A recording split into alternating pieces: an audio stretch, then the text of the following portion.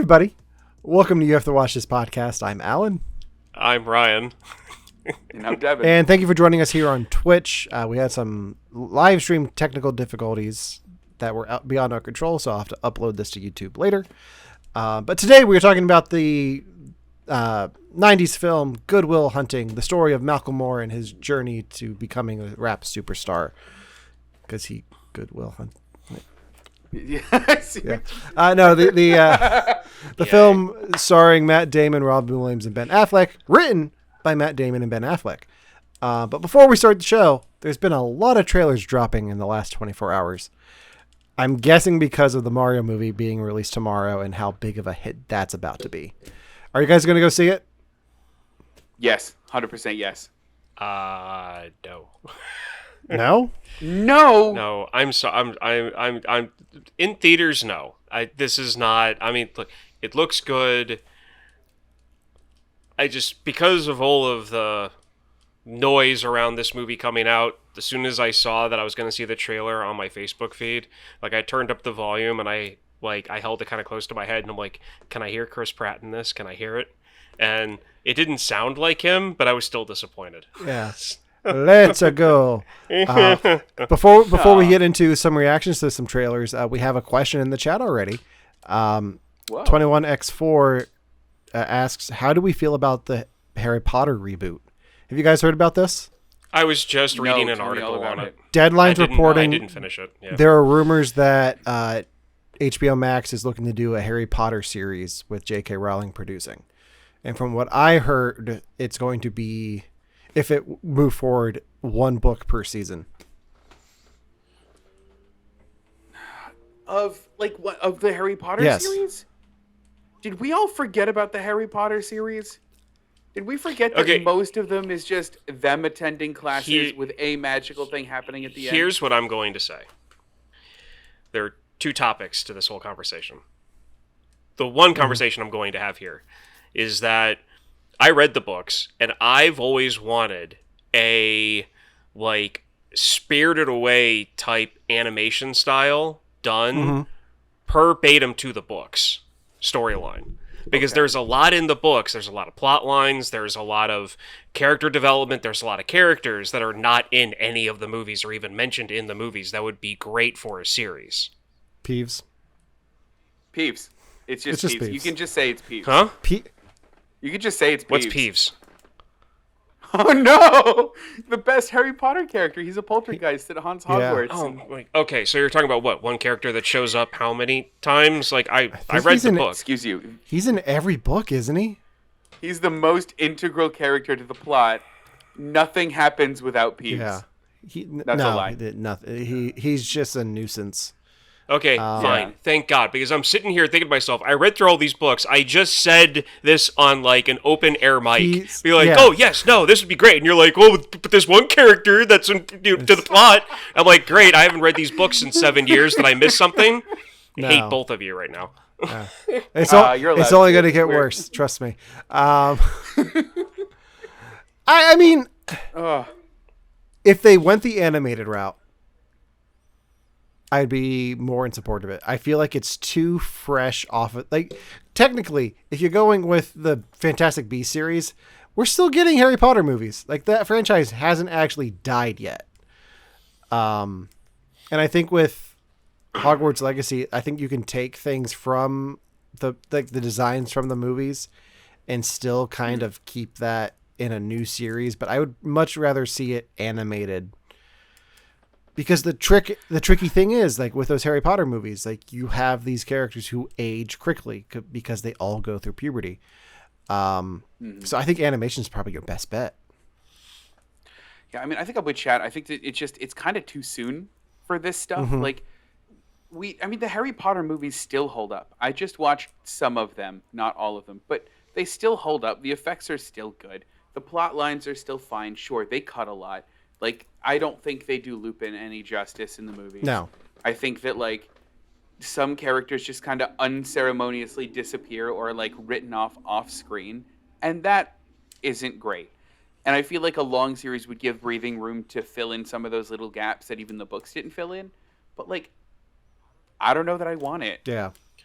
Is that weird? No, I mean it's completely personal preference because I wanted like an animated series as soon as I was done reading the book 7 years ago. So to me, it's not that soon because it's going to be completely different than what the movies are. Well, I think that's why we want the animation, because that's so different. Yeah. Like, that's not like a one-to-one retelling of the movie. And then they just got different little kids. It's also easier to do the magic and the spells and like the grandiose of Hogwarts would be easier done animation wise than it would be like, live action / CGI. I mean, but it's also Warner Brothers Discovery, so I wouldn't be surprised if they did it in the style of Rick and Morty.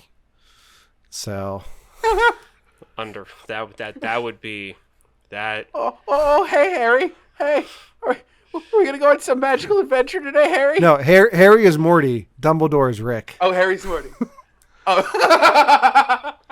and then Snape is Jerry. Like. Perfect. Love it. Yeah.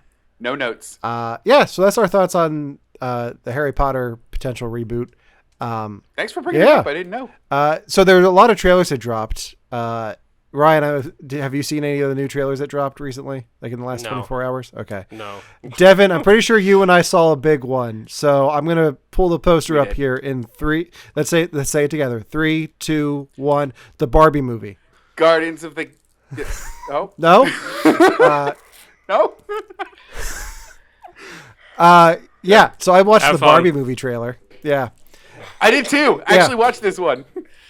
I am I keep making jokes at work about, oh yeah, I'm definitely going to see the Barbie movie the same day I go to see Oppenheimer, because as far as I know, they still haven't, neither one of them have budged on their release date, and they're still coming out the same day.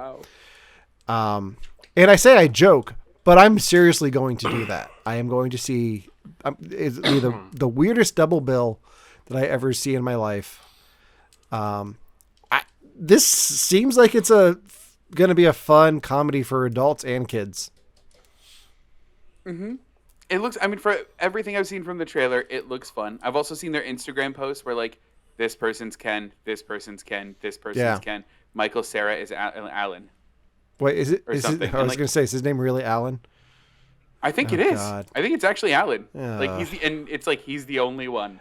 There's only one Alan. The trailer that they just released opens with an Aqua reference, which I appreciate, because like, hey Barbie, hey Ken, like.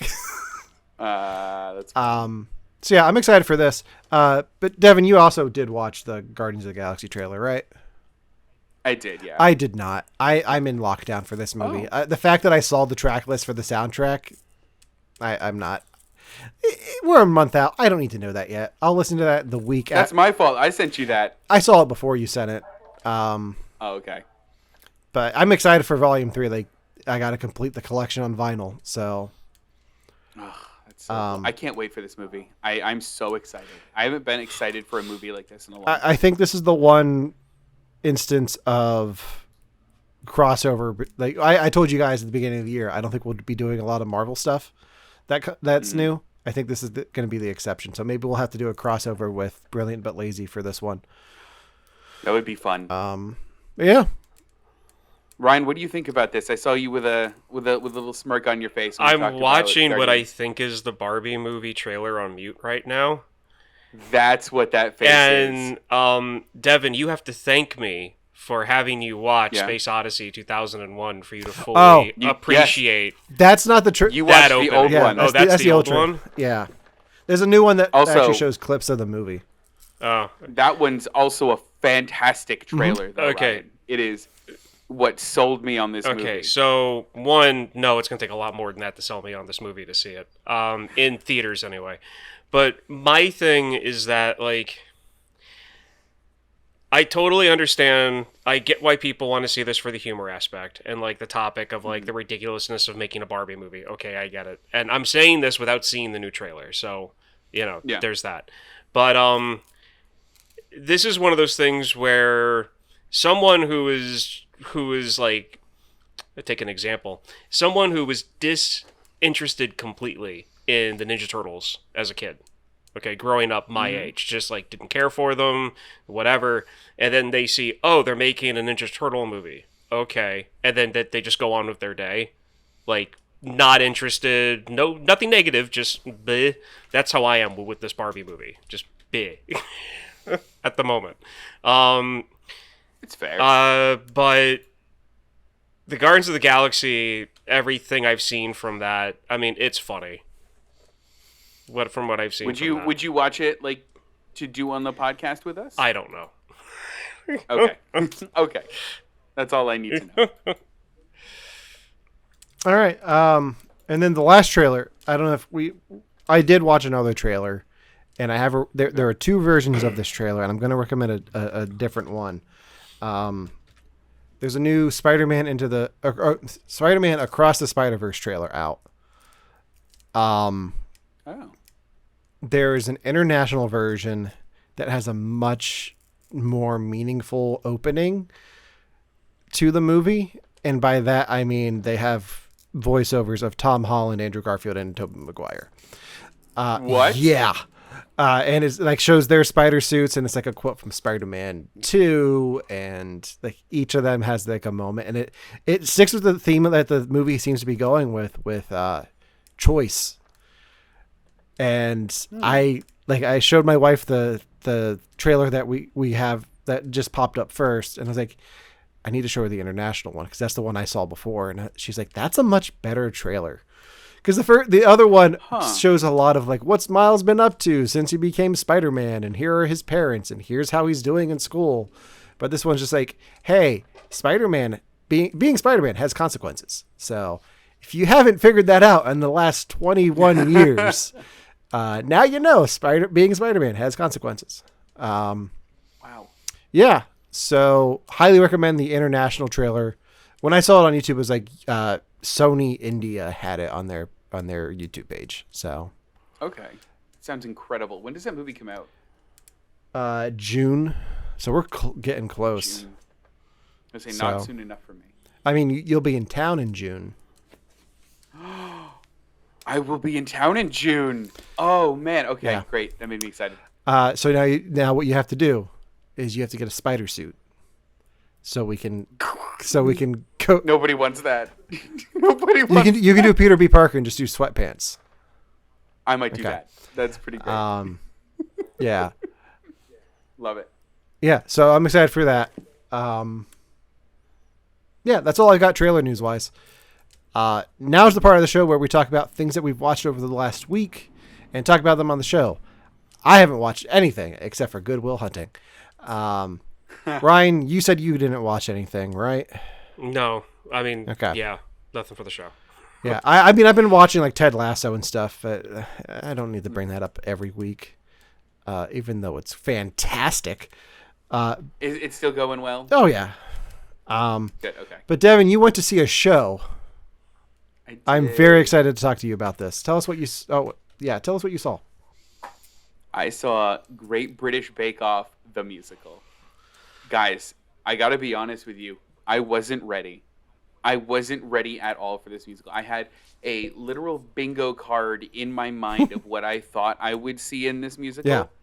I got some of them. I wasn't prepared for some of the things that I got.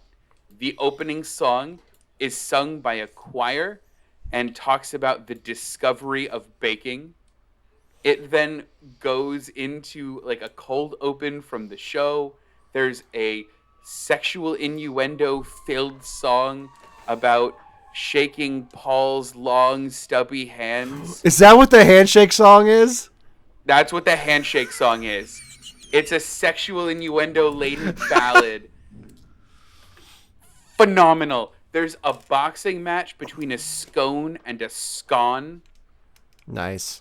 It's every bit of it was perfect. Now, it wasn't the best musical I've ever seen. Like, I don't think it's going to win any Oscar or any, what are they? They're Oliver Awards over here. I don't think it's going to win any Oliver Awards.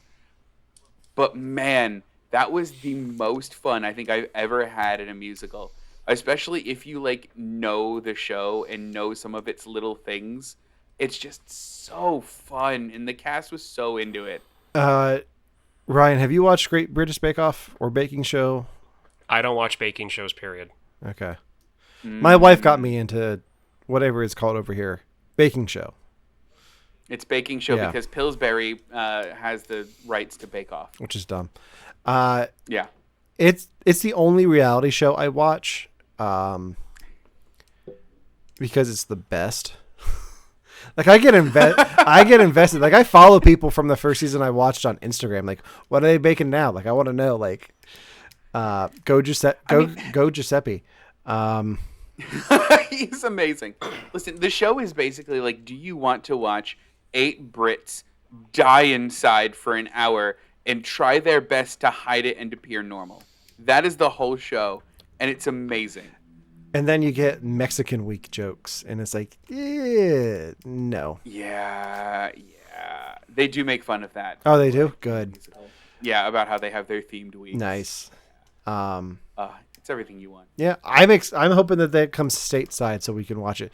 I really hope they change the name to Great British Baking Show, the musical. I mean, if they do, they're gonna have to make some tongue-in-cheek joke about it because they always do that. Oh my gosh, no, it was good. I love musicals, and I would highly recommend it to the both of you. Ryan, if you ever get the chance, you should still see it because I think it's funny enough on its own. But I don't know. It sounds like it's good, like self-pointing parody.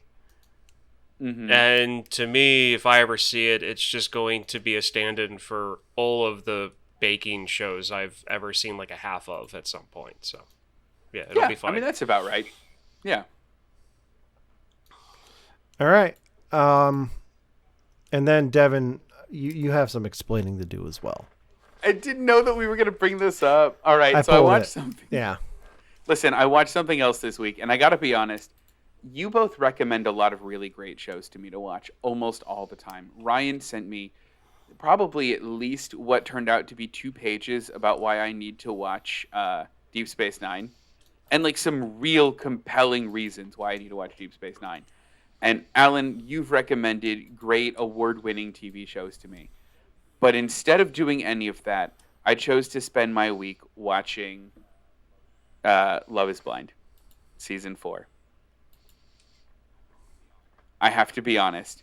I am so bought into this show. I am with it the whole time. Listen, I don't know if you guys know the premise of Love is Blind. It's not a reality show, okay? It is an experiment. And they will let you know that it is an experiment in every episode. They're not allowed to call it a game. They're not allowed to call it a show. The whole time, every person on the show, the experiment. But the experiment is, guys, is love really blind? So they get 10 conventionally attractive men and 10 conventionally attractive women. And then they put them behind screens so they can't see each other. And they have to chat at each other for 2 weeks straight until they are ready to propose to the person, sight unseen. And then after that, these 2 conventionally attractive people spend the rest of the season realizing that they hate each other. It's phenomenal. They're awful. Every person's a garbage person. Every match is terrible. I love it. Have either of you seen this at all? No, and Devin, you're falling for a gimmick. I really want you to... Of course I am. Okay, good. Of course I am. Okay, because they tried to do the same thing back in the late... Because they tried to do the same thing back in the late 90s or early millennium with a show called Ugly Duckling. Do you remember that one? Yeah, I remember that, yeah. No. Where people would submit... Okay, so everyone, this is horrible. Just want to put this out there. And this was a real show. People would submit family members, friends, themselves, to get plastic surgery, to fix problems they thought that they had for like insecurities, and then it would be like, this is what they like before, and this is what and this is what the surgeon recommends, and this is that. Now, occasionally they did have people on that had like that they were in like car accidents and they were disfigured, or people that had medical conditions and like didn't have the medical coverage to get it, corrected.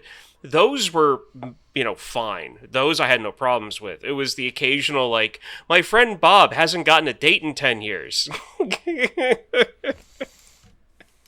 I'm speechless, Ryan.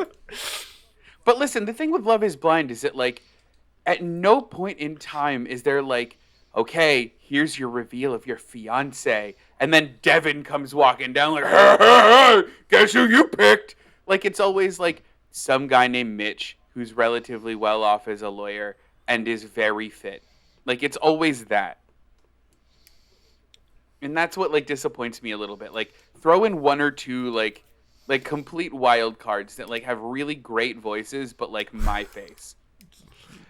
The problem that I have with this entire thing is that you are choosing to watch a genre of TV that has ruined TV for the past 30 years. Oh, yeah.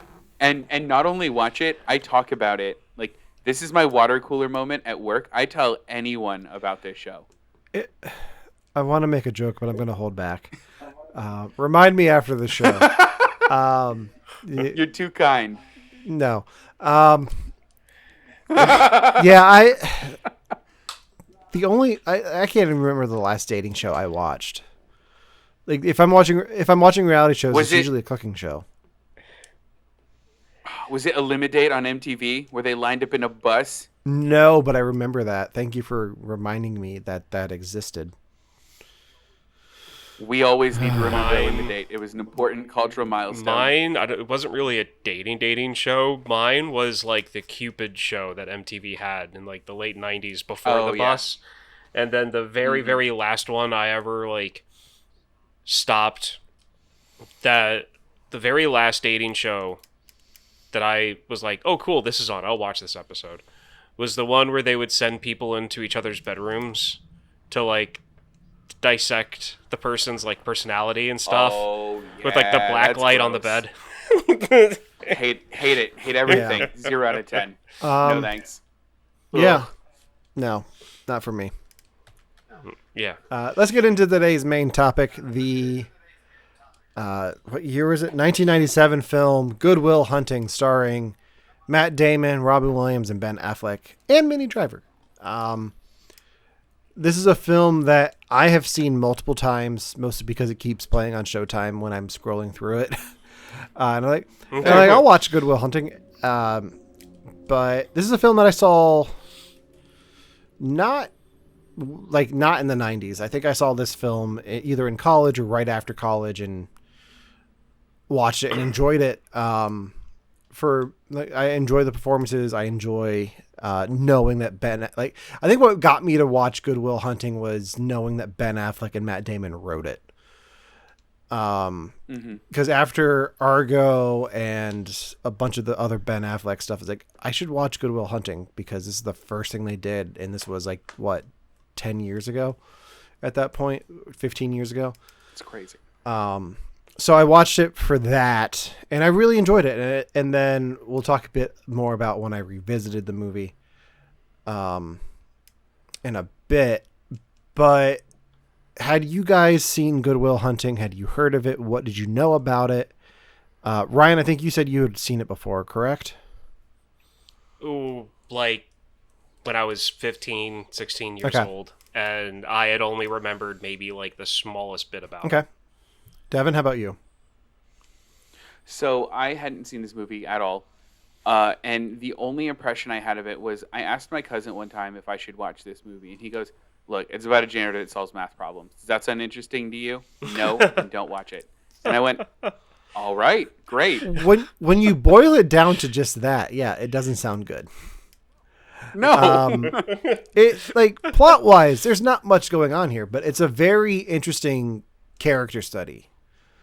Because you get snippets of Will Hunting's background and personality and how he got to the point where he's at.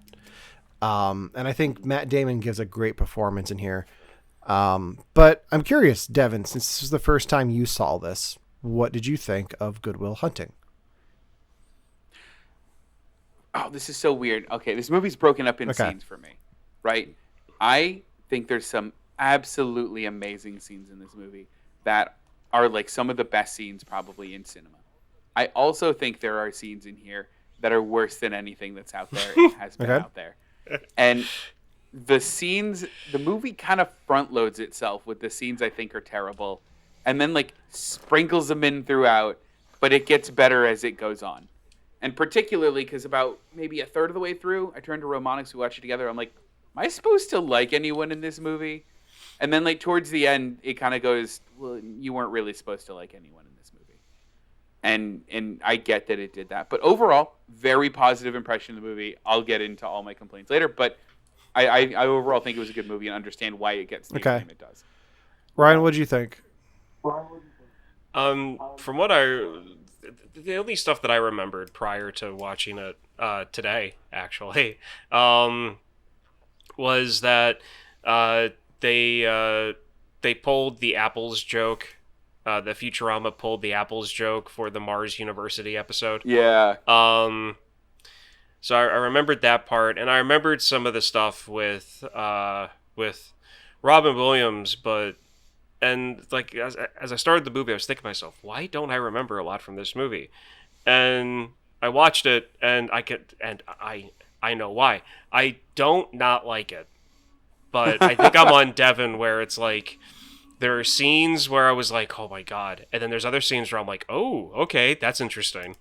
And it got better as it went along, but at the same time, the older I get, the more entertainment I want, I guess. And it's a very, very, very good character study. I can understand why it got all of the recognition it has, and it's well deserved. I'm going to assume that the bits that you guys found lacking and not as enjoyable that are at the front are with his friends. With Ben Affleck and listen, every time Casey Affleck's on screen, the movie takes a sharp nosedive. Actually, I liked him and his friends. No, you. I like Ben. Yeah, because that reminded about me of my friends in high school. I Casey Affleck should not be in this movie. That's nepotism. What I like about what the film does with his group of friends that he hangs around with is it shows you what his potential could be, like what he's capable, what Will Hunting is capable of doing, but what he surrounds himself with. Like you have this kid with this huge, like genius mind, and he's sitting around telling dick jokes with his buddies at Duncan. Like I think that's what their purpose is. Like you're supposed to be like these guys. Like why are we here? Like we shouldn't be here. I think the film does a good job of that. Yes, it does. I can completely agree with that.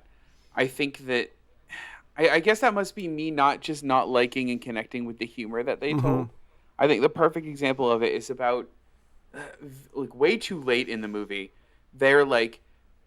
They do this like bit or this scene where they're in like Ben Affleck's mom's house, and like Casey Affleck goes up into the room, and they're like, "Why are you in the room? What are you doing in my mom's room? Don't be in my mom's room." And I'm like, "Am I supposed to laugh here?" I guess it's a Ryan moment where I guess I'm like, "That is a joke. I think I'm supposed to laugh. None of that's connecting." I think I had a Ryan moment there. That scene, it doesn't serve any purpose for me either. I look at that scene and was like, okay, we have to be we have to make our runtime for theatrical, but we also have to have a scene in there to cut for TNT. That's what that scene is. There you go. But I think the film does a good job of showing there are 4 different groups of people who have different relationships with Will. So you have his buddies. We've talked about them. We'll talk a little bit more about his connection with Ben Affleck later, because I don't want to deep dive into that yet. But then you have this professor. Yes. You have Stellan Skarsgård, who finds this janitor who solved this math problem and bails him out of jail. I always forget that's the start of the story, because I always pick it up like an hour in when Robin Williams is telling the baseball story. But he bails him out of jail and tries to help him on the right path and get him these job offers and help, because he had Will Hunting has issues and he needs counseling, and the judge sees that, and the Stellan Skarsgård is like, yes, I will help him, and like gets all the psychiatrists. But they show Will like being hesitant to get into that, but I don't think that Stellan Skarsgård's purpose behind all of that is the best thing for Will, because it's really not. And I think that's why he pushes back so much. What did you guys think of the therapy montage with all the different therapists? Oh, okay. I this is a trope that happened in the late 90s, early 2000s, where in I don't know why I latched onto this trope so much, but now I'm so burnt out on it, is the whole, oh, he's too smart for therapy. He knows all of the tricks they're going to use, and he'll throw them right back at the therapist. Look at how smart he is. He's too smart for therapy. And like, I'm so over it. And I get that, like, for the time, that's cool, and that's what we were all collectively into, but I hate it. Did this start that trend? I don't know if this started that trend, but like I've read books where they were like, yeah, I went to therapy. I knew more than the therapist did. And by the end of it, I was psychoanalyzing them. And like, oh my gosh, stop it. Like, this might have started it. Yeah, because I was about to ask, how many pieces of media have you seen this in? Because a lot. I don't think I can even name another one that I've seen a specific montage of someone like, I wouldn't really want to say outsmarting the therapist, just annoying them, like throwing the tactics back at them. There was a book series I loved as a kid called Artemis Fowl. That's a regrettable Disney Plus movie now.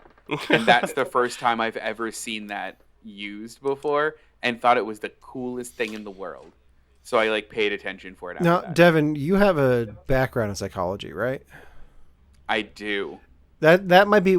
For those that don't know, I used to be a research psychologist. I wonder if that's why you see it more than we do. Yeah. It could be because it was. I mean, I grew up in this thing where people hated psychology and like went to study psychology, surrounded by people that went, well, you know what you're not doing is real, right? You know, it's a soft science, and you know that. So I got extra sensitive to people like being weird about psychology. Well, you know, Devin. No, I'm kidding. Let's do it. Let's have that conversation. Like to Ryan's point, though, this movie has been parodied in Futurama. I know, talking about the psychiatry part of it, there was a whole episode where it's just Stewie like giving a psychiatrist the runaround, played by Ian McKellen. Mm-hmm.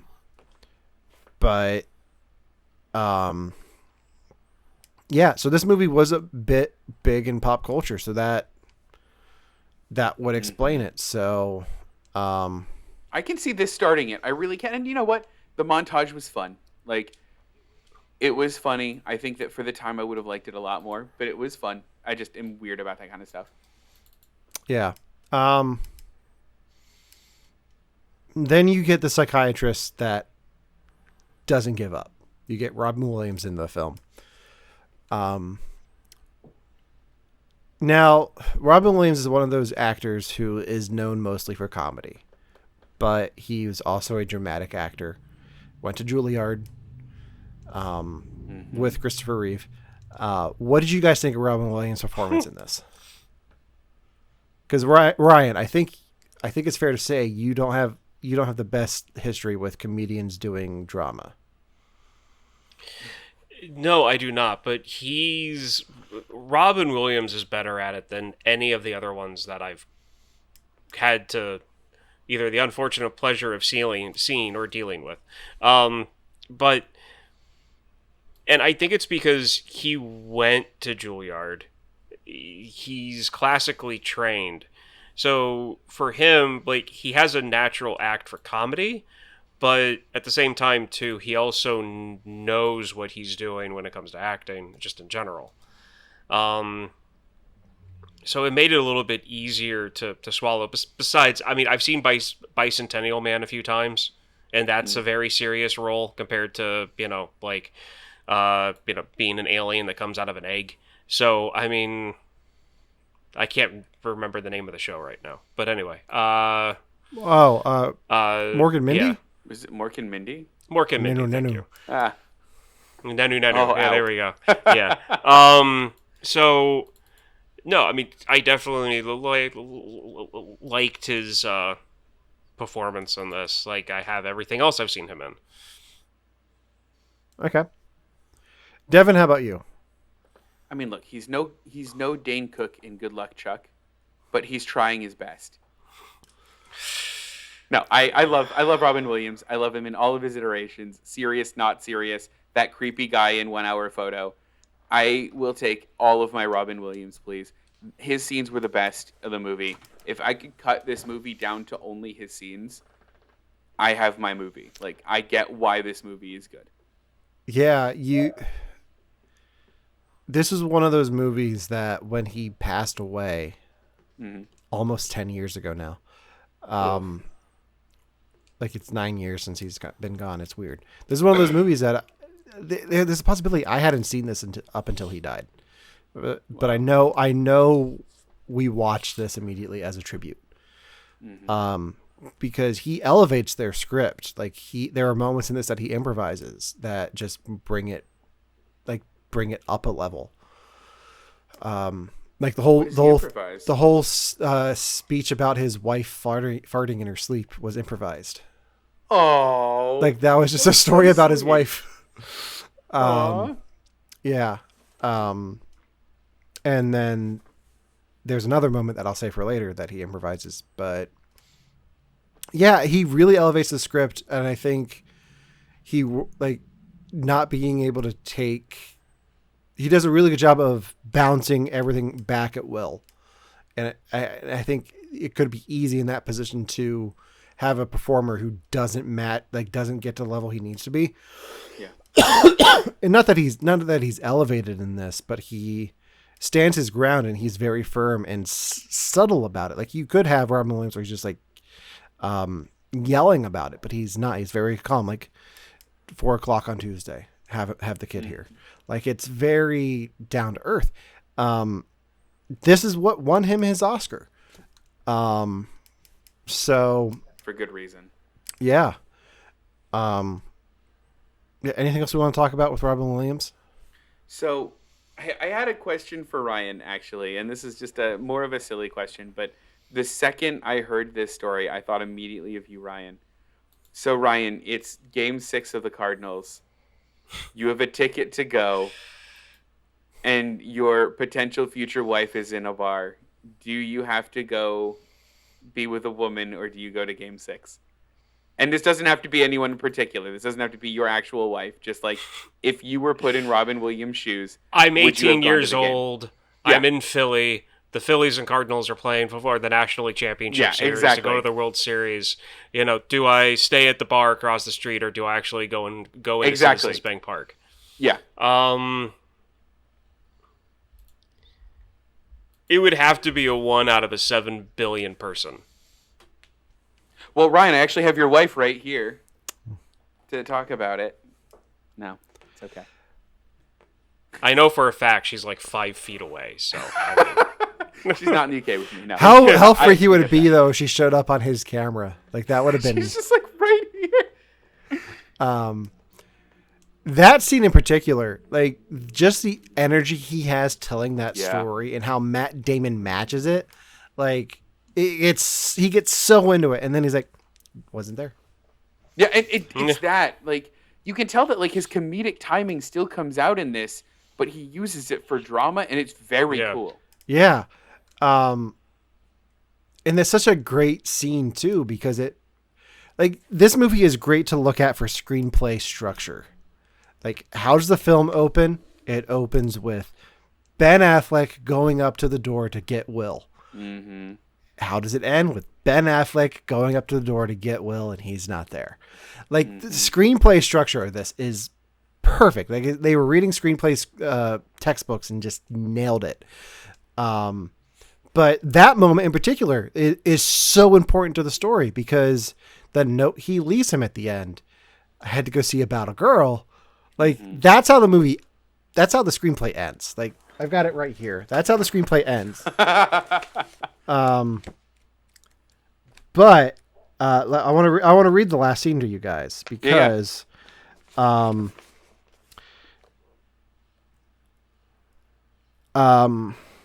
exterior Sean's apartment. Sean opens the card Will left for him. It reads, Sean, if the professor calls about the job, just tell him, sorry, I had to go see about the girl.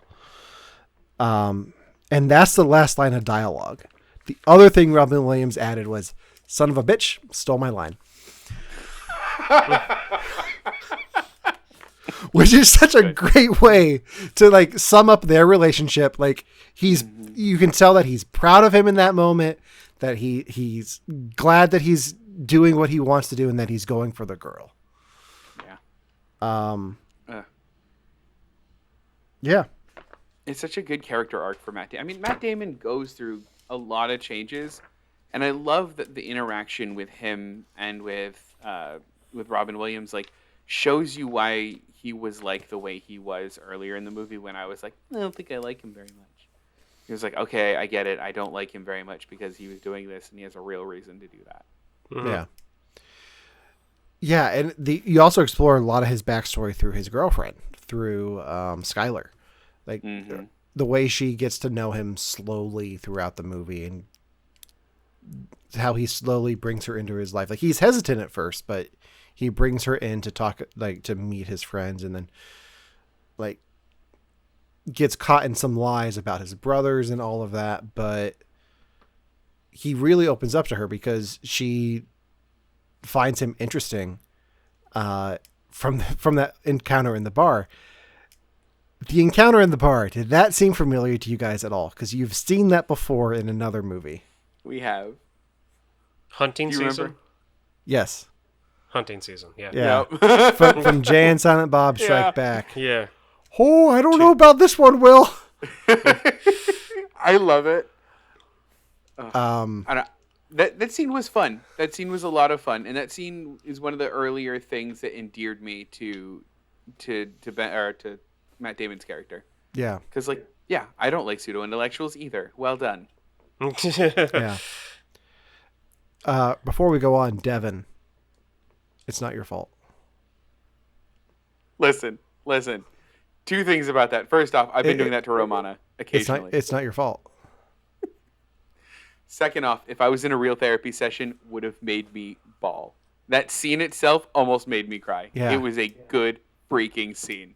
Just doing it right here is trying to making me tear up a bit. Yeah. Isn't it? I feel like everyone needs to hear that at some point in their life. Ryan, do you not? Again, I like the performances. I can understand why this movie has its accolades and it deserves it well.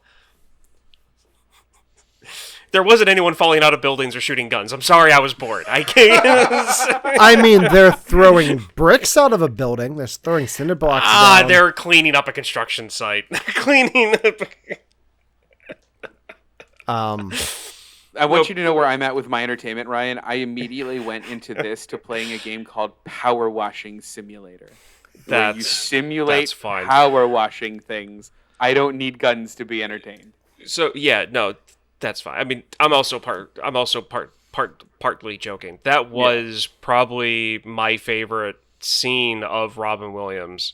Probably like top 5 ever of like the different movies he's done, because he was able to not just repeat the line, but it was also his body language. He was he was able to he was able to read the line not just vocally but also with his body language, and also being able to like confront Will and walking towards him and getting closer and closer and closer. Almost like each time he said it, it was also symbolizing the fact that Will was getting closer and closer and closer to making that breakthrough finally. Mm-hmm. So I mean, you've got that going. Is at the same time, it's just I think it's because this is the first. I mean, Devin, I know that I'm in the same shoes that you are. Because I saw when I was younger, I didn't remember any of this part of it. Sure. So it's fresh in my memory at this point. But I don't know, like I saw it as just like a great performance and didn't really have an emotional reaction to it. Okay. So that's totally fair. I think it's because like during that scene, I was like, I wish someone could tell me that. Like I had a weirdly personal connection to it. Oh, when it Devin, comes to, sorry, it's not your fault. I'm gonna need a minute. Hold on. This might show a little bit too much of how I am today, but there is absolutely nothing that happened to me as a kid that I take any blame for. Let's get real for a minute. Yeah. I talked about this a bit at the panel I did with Victims and Villains at Richmond GalaxyCon. What in 2018 when I lost my job, like I was laid off. My whole department was laid off, and I was like, "Why?" It took me almost a year to get bounce back and find a job in my field. Wow. And that's like one of those times where it's like, what could I have done different? Like, why did this happen to me? And that's one of those moments, like looking back at it, that's not my fault. Like, I was working at a newspaper, like in 2018. Of course I was going to get laid off. Like that's how it happens. Like, like Ryan said, there's nothing in my childhood that was traumatic to me like that, but there are things that happen to us that we think we are responsible for, but at the end of the day, it's not your fault. Devin, it's not your fault. I need that. Thank you. No, I don't know. It's such a powerful and like relatable scene. Like there are times when like I knew Matt Damon and Ben Affleck wrote this, like going into it, and I thought that was very cool. There are times when I was like, oh, they're real bad at writing. And then there are times when I'm like, wow, they're really good. And it's stuff like this. And I was like, that's such a good scene and so powerful. And like it almost blows my mind that like a scene like this can be told in the same movie as the mom's VCR scene or as like the Mini Driver's joke. Well, can I counterpoint talking about possibly the best scene in the movie with what I thought the worst one was? Sure. Love it. The street fight scene is the absolutely worst thing I've ever seen in cinema. Hold on. I don't know. It went in one ear and out the other, or eye and out the other. Like, what do you not like about it? The really bad slow.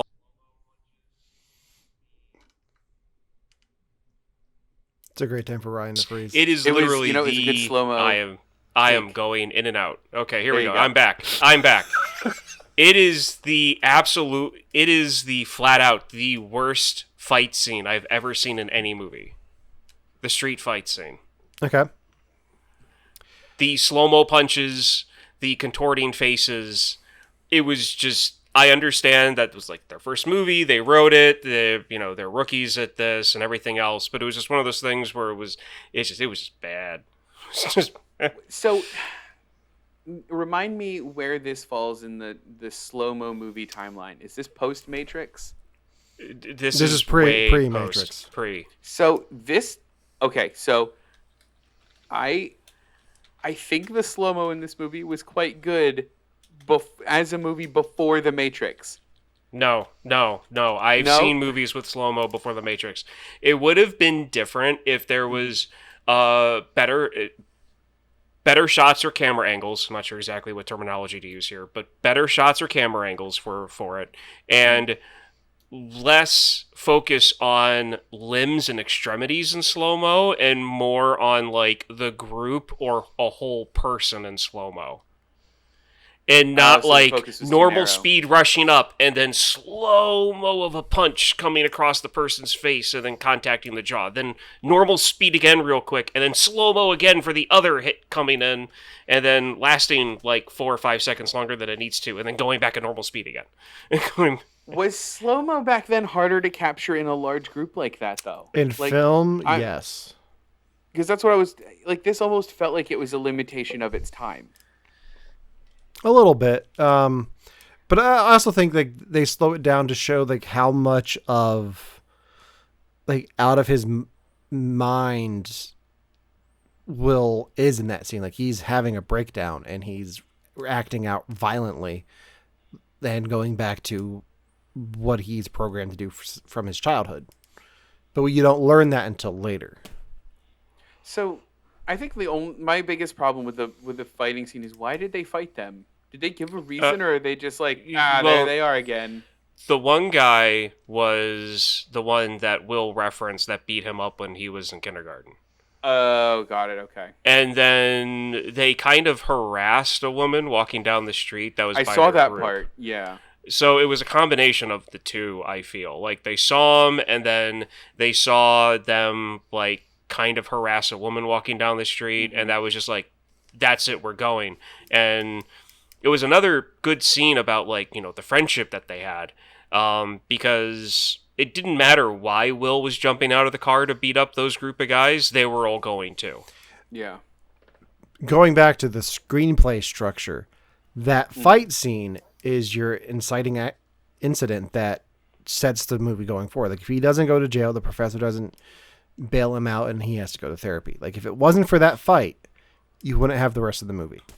That's what sets the rest of the journey on. Like, you might have, like, he wouldn't go to the restaurant and meet Minnie Driver because he's in jail. Yeah. So without that happening, like, you don't get the rest of the movie. Like, that's the plot point that starts the movie going. Everything else is just, before that is just set up. Yeah, and that's fine. The fight is fine. I feel like it fits great within the character, where they grew up, the type of community that they're living in. It's perfectly fine. It's just, I really, that was just, I as soon as Kristen came home, I told her, I was like, oh, I just got done watching the movie. She goes, oh, well, what did you think? I was like, oh, it was okay, but it had the worst fight scene I've ever seen. Like, that was the first thing that came to my mind when I told my wife about it.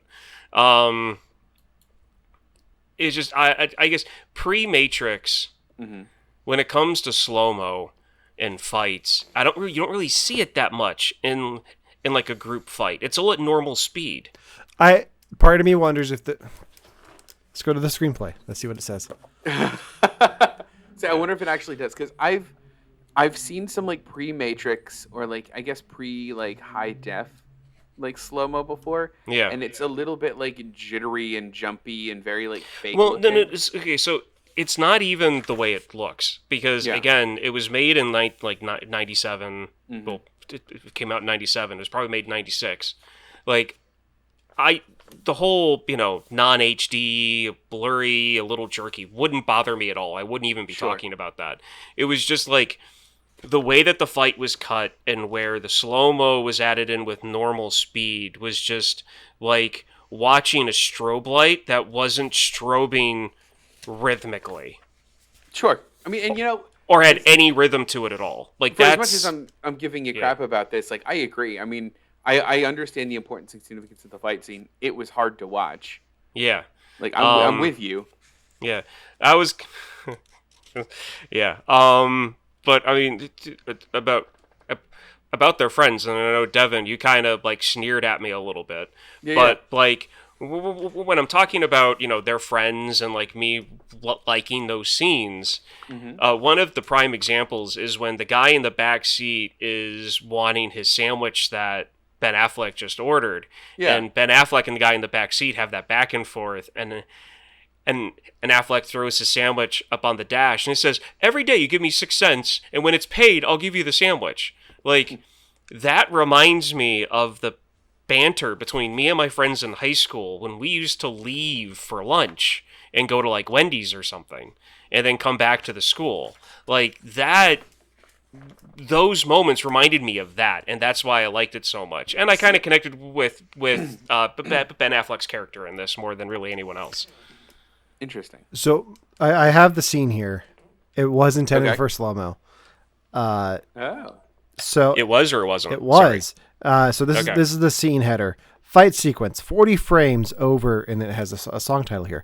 So for slow motion, what you would do is you film at twice the speed and then slow it down.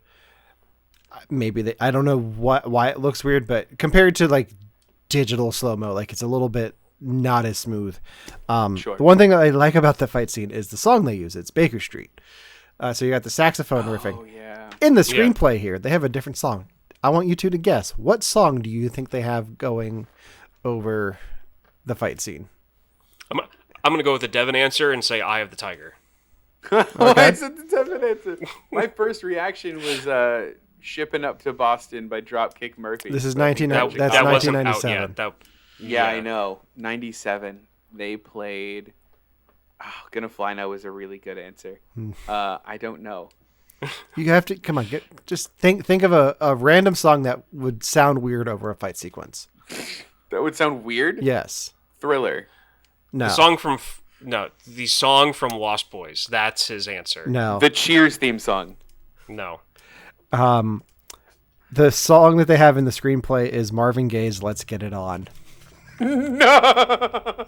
They should have kept that. I probably wouldn't even noticed my issue with the slow-mo of that song. I need to read this because the scene right after the fight it goes to Sean, like Robin Williams' character. Evidently, there's a whole subplot with him and his landlady. Weird. Yeah, so I'll actually have to read this.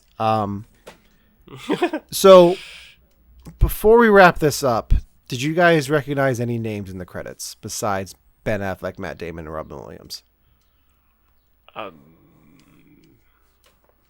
No, I was shocked at how far down Robin Williams' name was, and I think that's why I didn't recognize anyone else. Because I just went, "Where's Robin? Where's Robin?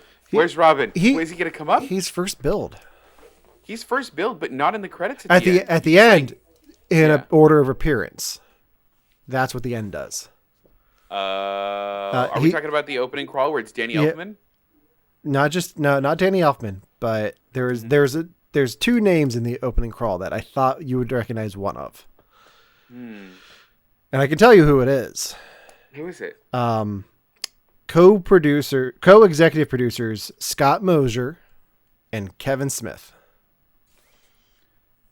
Really? Yes. I was missed wondering that. I missed that, and I was wondering the entire time. I was like,